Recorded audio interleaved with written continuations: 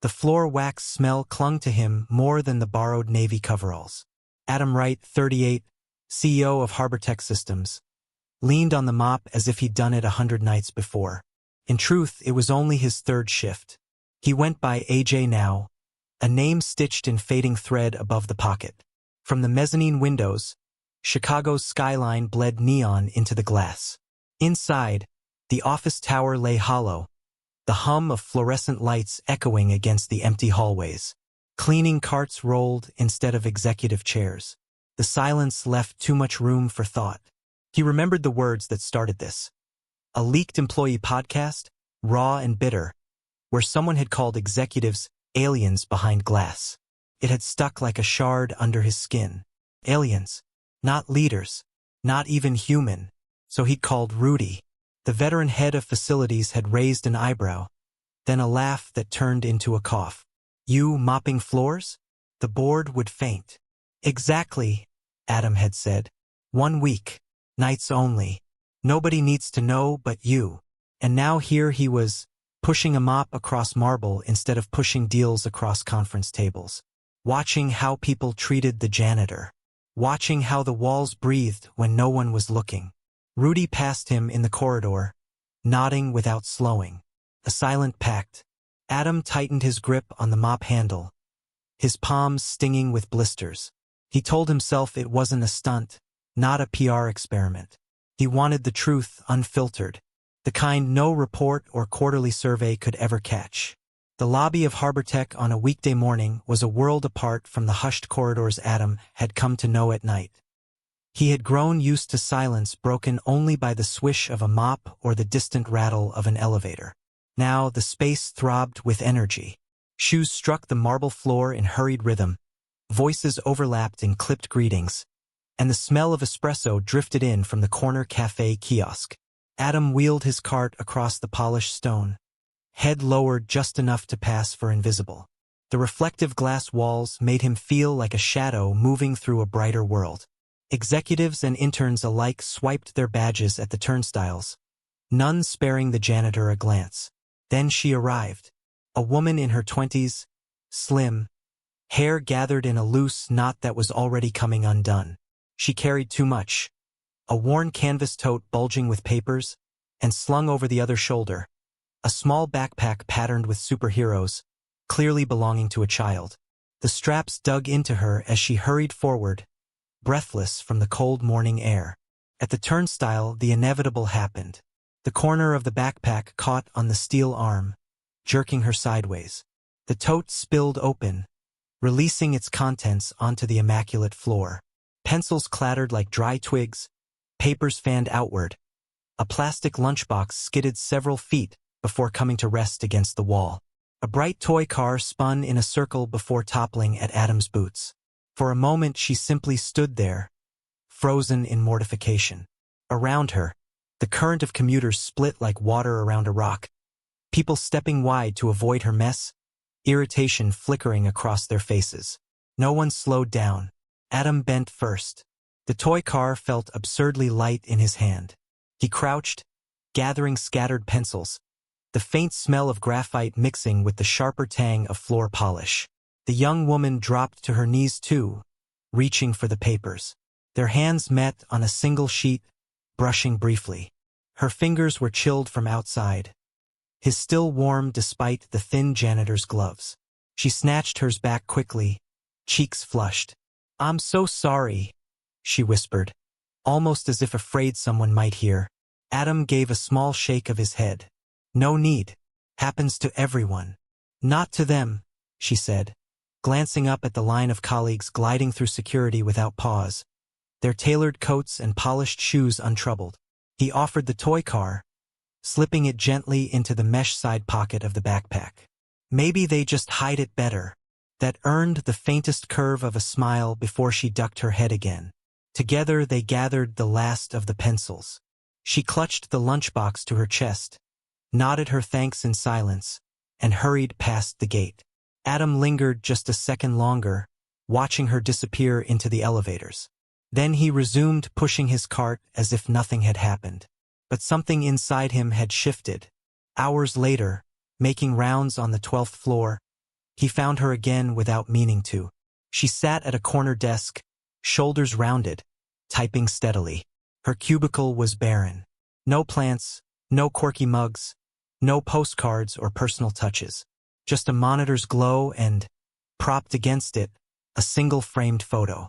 A boy, maybe 6, grinning wide, missing a tooth, a cape tied around his neck as if he were ready to save the world. The superhero backpack made sense. Adam stood still a moment too long, pretending to fuss with his trash cart. He had seen hundreds of desks in this building. Most told stories of their owners, family vacations, team parties, ambitions written in post-its. Hers told only of necessity. One child, one reason to endure. That night, in the small maintenance office tucked behind the service elevators, Adam logged into the employee system. Officially, he was checking work orders. In truth, he typed her name, Grace Miller, junior accountant, hired 3 months ago. He scanned the entry. Something didn't align. Her salary band, he knew the numbers by heart, was below standard for her role. Downgraded. The system showed no explanation, no flag. Just a quiet cut made before her first paycheck ever arrived. Adam leaned back in the chair. The hum of the fluorescent bulb above pressed against his ears. The smell of bleach clung to his clothes, his shoes still damp from mop water. But what unsettled him wasn't fatigue.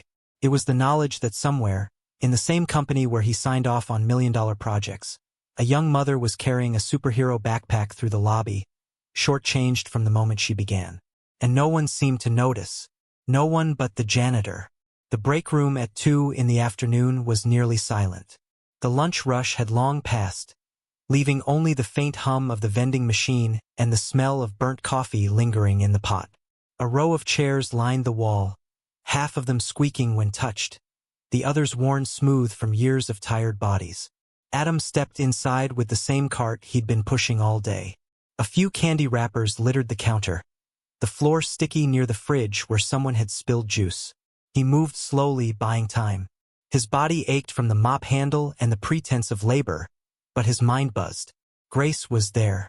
She sat at the corner table, shoulders rounded, hands moving carefully as she unwrapped wax paper. Half a grilled cheese sandwich rested on the foil, cut unevenly, the bread slightly burnt at the edges. Beside it, an apple. That was all. She looked at the food for a long moment before taking the smallest bite, as though stretching it to last longer. Her tote bag sat on the chair next to her, the superhero backpack tucked under the table, straps frayed. Adam, still in his janitor's disguise, reached into the vending machine with crumpled bills, choosing the least stale option. A protein bar in bright metallic wrapping. When the package clattered into the tray, Grace glanced up. Their eyes met briefly. He lifted the bar in a half-joking salute. Dinner of champions. Her lips twitched, then softened. She hesitated, then pushed the other half of her sandwich toward him. You can't survive on that. Adam blinked, caught off guard. It's okay. Really.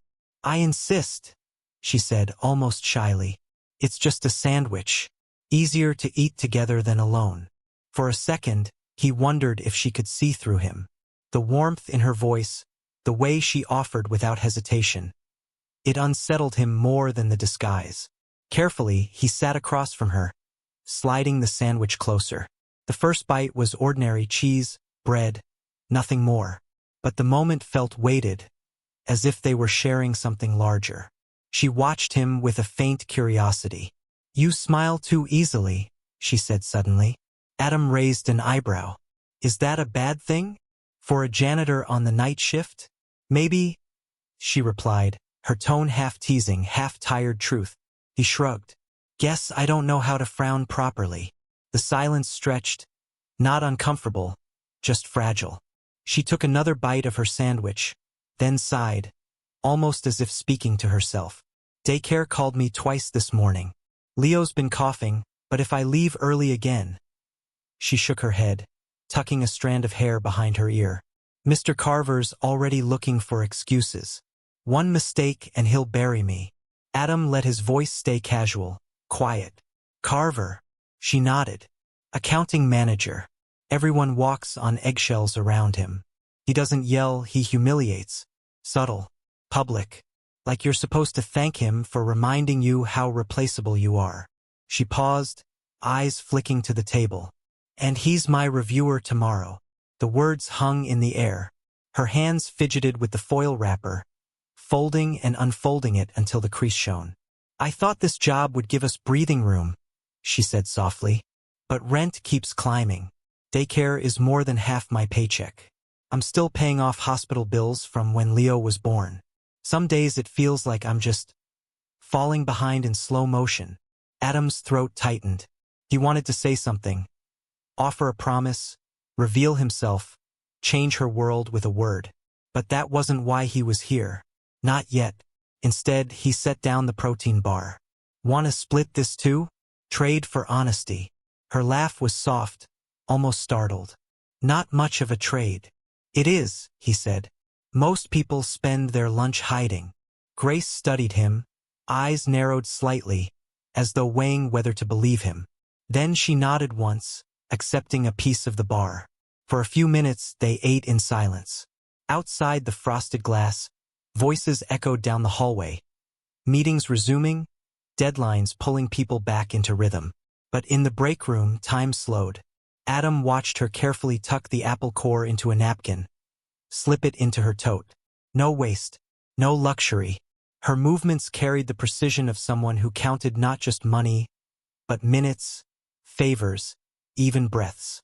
When she finally looked up, her eyes softened. "Thanks for sitting here. Most people don't."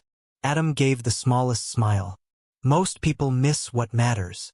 She tilted her head, puzzled, maybe even suspicious, but she didn't press. Instead, she reached for the backpack beneath the table, smoothing the worn strap like it was something precious. Her voice was quieter now, almost a whisper. "Leo asked me yesterday why I don't have superpowers. I told him moms do, just invisible ones." He laughed. Then he asked if invisible powers can pay the bills. Her eyes glistened, but she blinked it away before it could turn into tears. Adam felt the urge rise again. To reach across, to reveal himself, to promise that she wouldn't be invisible anymore. But he stayed still. A janitor with a mop couldn't make promises a CEO might not be able to keep. So he just said, "Maybe his powers are patience. Waiting for the right moment to see you fly." Grace looked at him for a long second, something unreadable in her gaze. Then she smiled faintly, the kind that carried both weariness and hope. The break room door creaked open. Someone walked in, glanced at them, then thought better of interrupting. Grace gathered her things quickly. "Back to the grind," she murmured, slipping the backpack over her shoulder. "Thanks, AJ, right?" He nodded. AJ. When she left, the room felt emptier than before.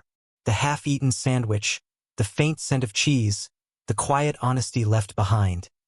It was all he could think about as he returned to his cart. Adam had come here looking for unfiltered truth, and he had found it, wrapped in wax paper and shared across a chipped table. A poor girl's simple lunch, and the weight of her world pressed between bread. Grace came in early the next morning, shoulders already heavy. Adam noticed her before anyone else did. Head bent, clutching the superhero backpack, lips pressed tight as though holding back a storm. She passed him in the corridor without seeing him, her eyes fixed on the floor. By mid-morning, the storm broke. Adam was emptying bins near accounting when he heard Carver's voice. The man liked to speak loudly, not for communication but for performance. Grace stood at her desk, pale, a spreadsheet open on her screen. Her fingers trembled above the keyboard. "These files," Carver announced, waving a printout, "are corrupted. Again." His words sliced the air. "You've delayed reconciliation 2 days because you can't manage a simple transfer." A ripple of silence spread through the open office.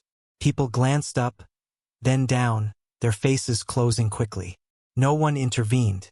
Grace swallowed. "I double-checked the import, sir." "The backups." Carver cut her off with a sharp laugh. "Backups? Don't make excuses." "We don't pay excuses, Miss Miller." He tossed the paper onto her desk, the pages scattering like fallen leaves. She scrambled to gather them, her face flushed with heat. Adam clenched the mop handle until his knuckles burned. He had seen this kind of cruelty before, dressed up as leadership sharpened into humiliation. He forced himself to move on, knowing his disguise left him powerless. Yet the image seared into him. Grace, kneeling among papers, collecting what Carver had thrown. By noon, whispers spread. Grace's mistake, Grace's incompetence. Adam knew better. Later, when the office thinned out, he checked quietly. The files she'd been assigned weren't just corrupted. They were altered deliberately by someone who knew how to bury a trap inside old formats. He recognized the signatures, the quiet malice of sabotage. Carver. The thought coiled in Adam's chest. That evening, when the building had emptied, Adam found Grace again. She sat alone at her desk, forehead pressed to her hand, eyes red. Stacks of paper lay beside her, damp at the edges. The sprinklers had gone off. A malfunction in the ceiling had sprayed a corner of the office, chaos unfolding in seconds. Employees had rushed to save their laptops, shouting as water rained down. Adam had been there with the cart, close enough to see Grace frozen, watching a box of reports soak and warp. Without thinking, he'd thrown his jacket over the box, shielding it with his own body until the sprinklers shut down. Now, hours later, the reports sat safe. Grace lifted her head when he approached, still in the janitor's coveralls. "You," her voice cracked, "you saved them." Adam shrugged lightly, though his heart pounded. "Didn't want your work wasted." Her eyes shone, not with gratitude alone but with a deeper disbelief that someone had seen her, had acted without hesitation. Before Adam could respond, the door swung open. Monica Hale, the CFO, strode in. Sharp heels, sharper eyes. She froze when she saw him kneeling by the damp floor, fiddling with the panel he had just pried open to stop the alarm. For a moment, their gazes locked. Recognition flickered across her face. Quick, uncertain, but dangerous. Adam lowered his head, muttering something about a reset code. His fingers moved fast, punching numbers no janitor should know. The panel beeped, systems hummed, and silence returned. Monica's eyes narrowed. She opened her mouth, then closed it again. "Carry on," she said finally, her voice clipped. She turned sharply and left. Grace exhaled shakily, unaware of the tension between them. "I don't know how to thank you," she whispered. Adam forced a half-smile. "Just keep fighting. Don't let them take that from you." But as he walked back toward the service corridor, he felt the weight pressing heavier. Rudy was the only one who knew his secret. Now Monica had seen something she shouldn't. The disguise was thinning, and Carver's shadow was growing longer. The call came just after noon. Grace answered it in the hallway, her voice low but sharp with worry. Adam caught fragments as he passed with his cart. "Fever, I can't leave yet." "Yes, I'll try." When she hung up, her face was pale, her hand gripping the strap of the tote like a lifeline. Leo. Adam had learned the boy's name from the photo, but now it was real, pressing into the air around her like the weight of an invisible clock. She had a performance review scheduled for 3 o'clock with Carver, and now her son was sick, waiting at the daycare across town. She tried calling again, fingers trembling over her phone, whispering please that went unanswered. Finally, she pressed the phone to her forehead, eyes closed. "I can go," Adam said quietly. She looked up, startled. "What?" "I've got a license, a car. Tell them your friend AJ will pick him up." Her mouth opened, then closed. She studied him, the coveralls, the mop leaning against the wall, the weariness he wore like a mask. Something in her eyes softened, as though she wanted to believe. "You'd do that? For us?" Adam only nodded. 15 minutes later, he was in Bronzeville, standing outside the low brick building of early learning. Children's drawings fluttered on the windows, stick figures with crooked suns. Inside, the receptionist looked him up and down. "I'm here for Leo Miller," Adam said, steady. His mom called. She checked the clipboard. "ID." He handed over his license, the one with his real name carefully covered by a thumb. She didn't notice, only glanced at the photo and compared it to his face. Finally, she called for Leo. The boy came out slowly, dragging his small backpack, cheeks flushed with fever. He wore the same superhero cape from the photo, edges fraying. "Hey, champ," Adam said softly, crouching down. "Your mom couldn't make it, so I'm here. We'll get you home." Leo nodded weakly, pressing into his side without hesitation. Trust, unearned yet freely given. On the way back, Adam stopped at a street vendor. The cart smelled of roasted peanuts and paperbacks. Among the clutter, a thin children's book caught his eye. Dinosaurs Roar. Bright green cover, edges worn. He bought it along with medicine from the corner pharmacy. Grace's apartment was on the second floor of a weathered brick building in South Shore. Adam carried Leo up the stairs, the boy's weight small but heavy in his arms. The hallway smelled faintly of boiled cabbage and bleach. Inside, the apartment was modest, barely 2 rooms. A couch with a patchwork throw. A kitchen table stacked with bills. Envelopes marked past due. The walls were covered in drawings, rockets, stick families, monsters with wide grins. Leo's world pressed color into every corner where money could not. Adam set him gently on the couch, propping a pillow behind his head. Grace rushed in minutes later, breathless, eyes wide. She dropped to her knees beside her son, brushing his hair back. "You're burning up, baby." "I got the fever medicine," Adam said, placing the bag on the table. "And this." He held up the dinosaur book. Leo's eyes brightened faintly. He reached for it, then clutched it to his chest before drifting into sleep, his small hand still gripping the corner. Grace looked at Adam then, her lips parted as if to speak. No words came. She stood slowly, moving to the kitchen as if distance might steady her. He followed, careful not to intrude. The table told its own story: overdue utility notices, a calendar crowded with work shifts and daycare hours, penciled notes about groceries and doctor visits. The weight of survival pressed into the wood grain. "You didn't have to do all this," she said finally, her voice low. "I know," Adam replied, "but I wanted to." She leaned against the counter, arms crossed, the facade of strength trembling. "Carver will eat me alive if I walk in late." Adam's jaw tightened. He pulled out his phone, dialing quickly. "Rudy, it's me. I need you to do something. Pull the security logs for accounting. Discreetly. I trust you." Rudy's voice crackled with surprise, then steadiness. "Got it, boss." Grace frowned. "Boss?" Adam froze. For a second, he nearly slipped, nearly told her everything. Instead, he pocketed the phone and shook his head lightly. "Just a nickname. Old habit." She didn't press, though suspicion lingered in her eyes. Back in the living room, Leo stirred, mumbling about dinosaurs. Grace sat beside him, stroking his hair. Adam stood quietly near the door, watching the scene as if from another life. He had come undercover to find truth in his company. Instead, truth had found him, in the shape of a boy clutching a worn book and a woman carrying too much on shoulders far too small. By 4:15, the accounting floor hummed with a peculiar tension. Grace sat stiff at the conference table, her notebook open but untouched. Her hands twisted the pen over and over. The room was half full, HR representatives, 2 senior accountants, and at the head, Carver, sharp suit, thin smile. Adam entered quietly, still in his coveralls, pushing a cart stacked with files he didn't need. He stayed by the wall, unnoticed, listening. Carver cleared his throat, theatrically. "Let's begin. Miss Miller, this is your 90-day review. Ordinarily, we'd discuss performance goals, but in your case..." He let the pause stretch, savoring it. "It seems we're wasting everyone's time." Grace's face tightened. She tried to speak, but Carver raised a hand. "You've mishandled reconciliations, submitted corrupted reports, and disrupted team efficiency. This is not Harbor Tech material."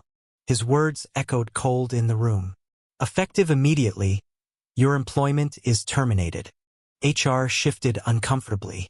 One of them glanced at the papers in front of them, hesitating. "Carver, perhaps?" He cut her off. "No. This is non-negotiable.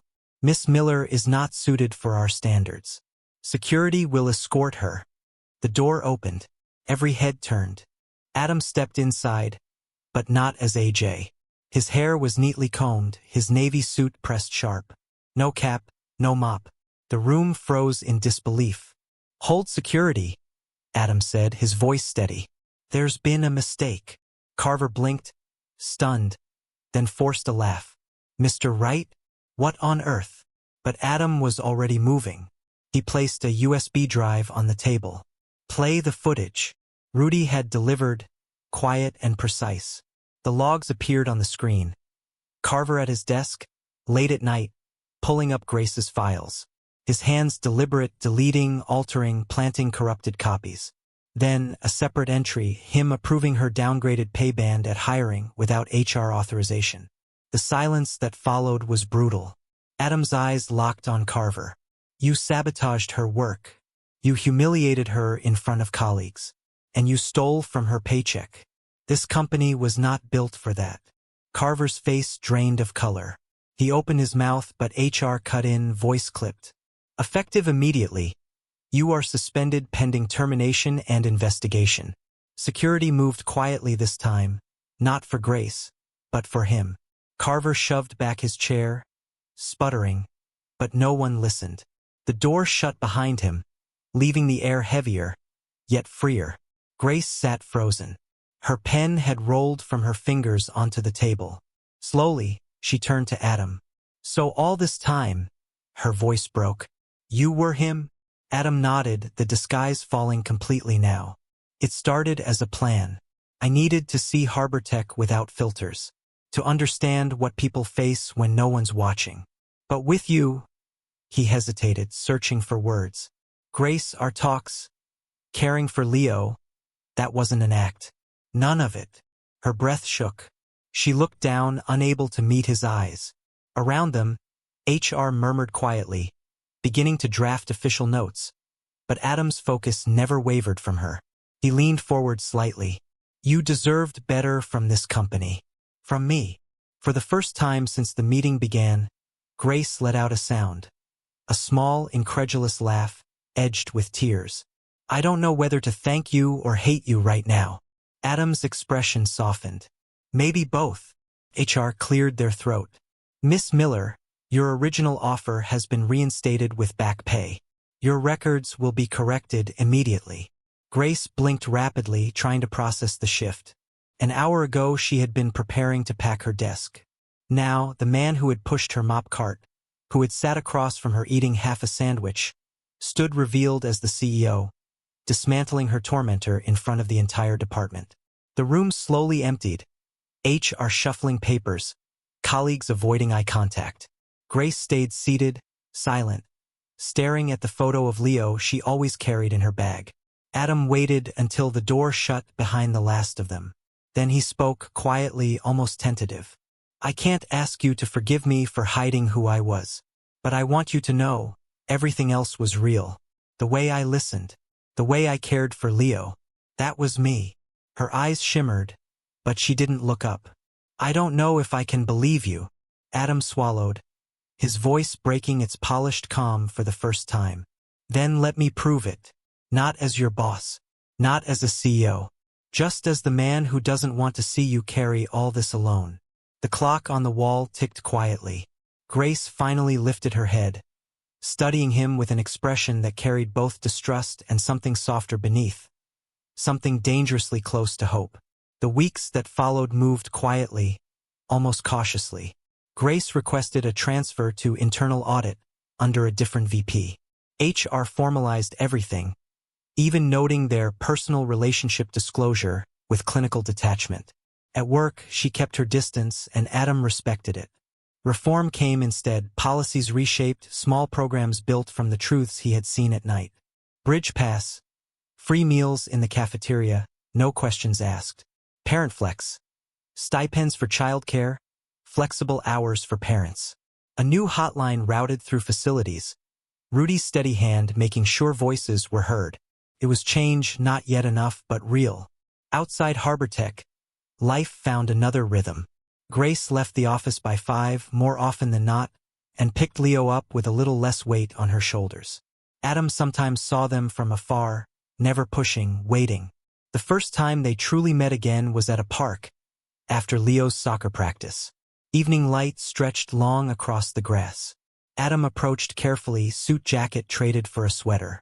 Leo spotted him first, running forward with the dinosaur book in hand. "You came!" the boy shouted, tugging at his sleeve. "Read the page again, the one with the T-Rex." Adam knelt, taking the book gently, his voice steady as he read aloud while Leo leaned against him. Grace stood nearby, arms folded, watching. Suspicion still lingered in her eyes, but softened now by something else. Gratitude, maybe. Curiosity. Later, it was the Museum of Science and Industry. A Saturday, bright and crowded. Leo darted ahead, cape flying, while Grace and Adam followed slowly. At one exhibit, Leo tugged Adam's hand again. "No masks," he said earnestly, repeating words he barely understood. Adam glanced at Grace. She met his gaze for a moment, and though she didn't smile fully, the silence between them carried no walls. No masks, no secrets. It wasn't a grand ending, just a beginning, fragile, unsteady, but real. A boy's laughter echoing through the halls, a woman's guarded eyes softening, and a man who had finally stepped out from behind the glass. Their story had only just begun.